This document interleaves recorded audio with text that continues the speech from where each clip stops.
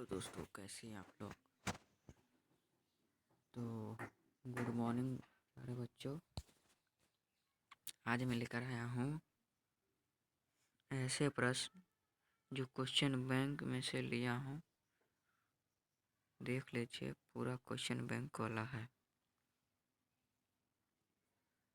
अगर इसको आप देख लेते हैं तो उसके बाद कहीं देखने का मौका नहीं रह जाएगा, इसी से कंप्लीट हो जाएगा। तो पहला क्वेश्चन है, यहाँ पर पहला क्वेश्चन है,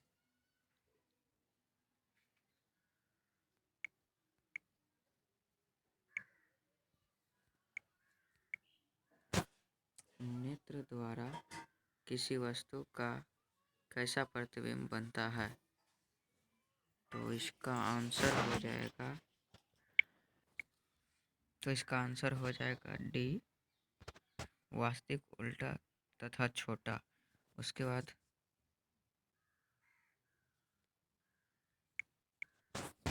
दूसरा क्वेश्चन है, विद्युत परिपथ में विद्युत धारा का मापने के लिए क्या उपयोग होता है। तो इसका आंसर आप कमेंट में कीजिए। उसके बाद हम जल्दी कमेंट कीजिए, उसके बाद हम दे रहे हैं आंसर। तो पहला ऑप्शन है गैल्वेनोमीटर, दूसरा है वोल्टमीटर, तीसरा है वोल्टामीटर और चौथा है आमीटर। तो इसका आंसर सही जवाब हो जाएगा आमीटर। उसके बाद तीसरा क्वेश्चन है, निम्नलिखित में कौन विद्युत शक्ति को निरूपित नहीं करता है। तो इसका आंसर हो जाएगा 3 का डी नंबर ऑप्शन हो जाएगा IR²। उसके बाद चौथा क्वेश्चन है, निम्नलिखित में से किसी वस्तु का वास्तविक प्रतिबिंब कौन बनाता है। तो इसका आंसर हो जाएगा उत्तल लेंस। उसके बाद पाँचवा क्वेश्चन पर चलते हैं। उसके बाद पाँचवा क्वेश्चन है, किसी बिंदु वस्तु से निकलकर किरणें लेंस से अपवर्तित होकर जिस बिंदु पर मिलती है उसे क्या कहते हैं। उसे फोकस कहते हैं।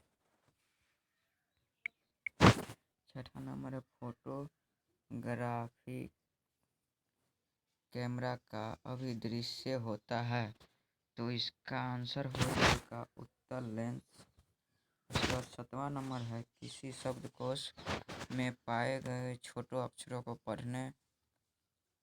पढ़ते समय आप निम्न में से कौन सा लेंस पसंद करेंगे। तो इसका आंसर हो जाएगा 7 का C number option, 5 centimetre focus दूरी एक अवतल लेंस के। उसके बाद चलते हैं, उसके बाद 9वां नंबर है, वोल्टमीटर। वोल्ट बराबर होता है, तो वोल्ट बराबर क्या होता है, जूल बट्टा कूलम, जे बट्टा सी। उसके बाद 10वां नंबर है, विद्युत आवेश के प्रवाह दर को कहते हैं। तो इसको विद्युत प्रवाह के दर को क्या कहते हैं, विद्युत धारा। उसके बाद 11वां नंबर क्वेश्चन है, निम्नलिखित में कौन सा कथन सत्य है। तो इसमें कौन सा फार्मूला सत्य है, इसको आप बताना है। तो इसका आंसर हो जाएगा बी, जूल बराबर कूलम गुने वोल्ट।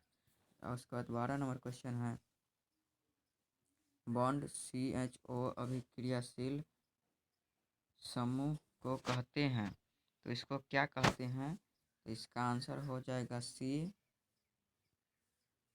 एल्डिहाइडिक समूह। उसके बाद 13 नंबर क्वेश्चन है, एथेनॉल का सांद्र H2SO4 के साथ गर्म करने पर निम्नलिखित में कौन सी गैस बनती है।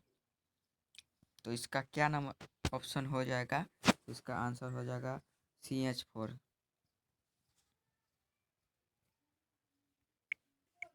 उसके बाद 14 नंबर छूट गया है। उसके बाद 15 नंबर है, आवर्त सारणी के किसी आवर्त के तत्वों में कौन सा गुण समान होता है। तो 15 का आंसर हो जाएगा परमाणु भार, ये नहीं, परमाणु आयतन ये भी नहीं, संयोजकता इलेक्ट्रॉन ये भी नहीं, इसका आंसर हो जाएगा डी, कक्षों की संख्या। इसका 16 नंबर है, अभिक्रिया CaO प्लस H2O से बन जाता है CO, OH का होल, OH का द होल ट्वाइस। किस प्रकार की अभिक्रिया है? तो 16 नंबर ऑप्शन का हो जाएगा आंसर वियोजन, ये भी नहीं, संयोजन, संयोजन, हाँ संयोजन हो जाएगा, क्योंकि दो गो से एक बन रहा है तो संयोजन हो रहा है, खंडन से अखंडन हो रहा है, तो इसका आंसर हो जाएगा बी, संयोजन।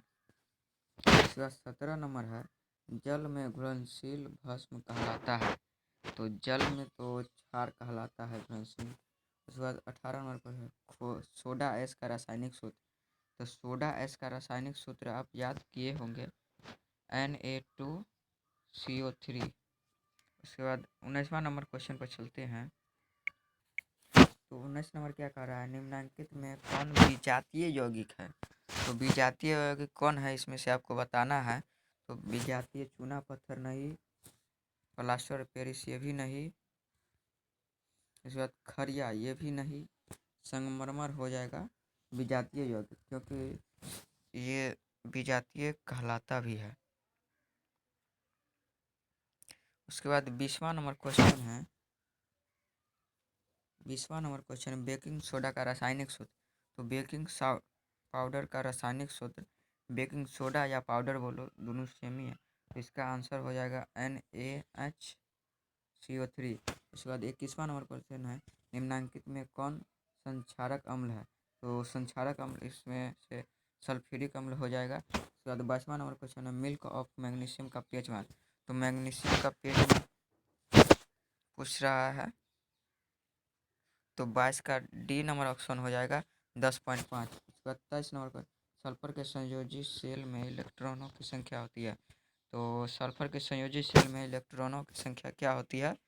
तो इलेक्ट्रॉनों की संख्या 6 होती है, इसका आंसर हो जाएगा 6। उसके बाद 24 नंबर है, निम्नलिखित में तत्वों की किसकी आयनन ऊर्जा अधिकतम होती है?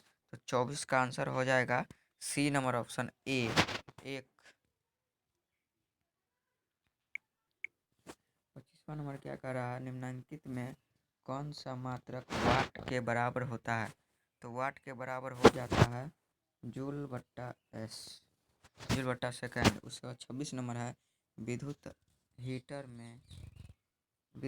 के तार में कुंडली बनी होती है। तो विद्युत हीटर के तार में कौन सा किस चीज़ का कुंडली बना होता है? तो नाइक्रोम का विद्युत हीटर में। और विद्युत बल्ब में बोले तो टंगस्टन का। तो अगर विद्युत बल्ब में होता तो टंगस्टन हो जाता, अगर यहाँ विद्युत हीटर है तो नाइक्रोम हो जाएगा। याद रखिएगा, विद्युत बल्ब में टंगस्टन हो जाएगा। उसके बाद 27वां नंबर है, किसी परिपथ का वह गुण जो विद्युत ऊर्जा को ऊष्मा में बदलता है। तो विद्युत ऊर्जा को ऊष्मा में कौन बदलता है? तो प्रतिरोध बदलता है, विद्युत ऊष्मा में बदल देता है विद्युत ऊर्जा को। 28वां नंबर क्वेश्चन है, एक विद्युत सेल से धारा प्राप्त करने पर इसके सिरों के बीच विभवांतर का मान होता है। तो 28 का बी नंबर ऑप्शन हो जाएगा विद्युत वाहक बल से कम। उसके बाद 29 नंबर है, अनवीकरणीय ऊर्जा का स्रोत है। अनवीकरणीय क्या हो जाएगा? सूर्य ये तो नवीकरणीय है, जल ये भी नवीकरणीय है, ये भी पवन नवीकरणीय है, लेकिन कोयला अनवीकरणीय है, क्योंकि इसे ख़त्म होने पर दोबारा प्राप्त नहीं किया जा सकता। तो इसका आंसर एज हो जाएगा कोयला।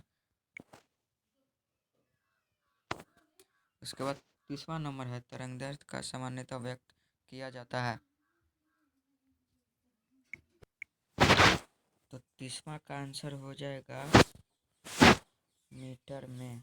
तो ये लास्ट क्वेश्चन है, मिलते हैं अगले क्लास में और ऐसे ऐसे महत्वपूर्ण क्वेश्चन बैंक का क्वेश्चन लेके आएंगे, तो इसके बाद कल लेके आएंगे, आप आ जाइएगा।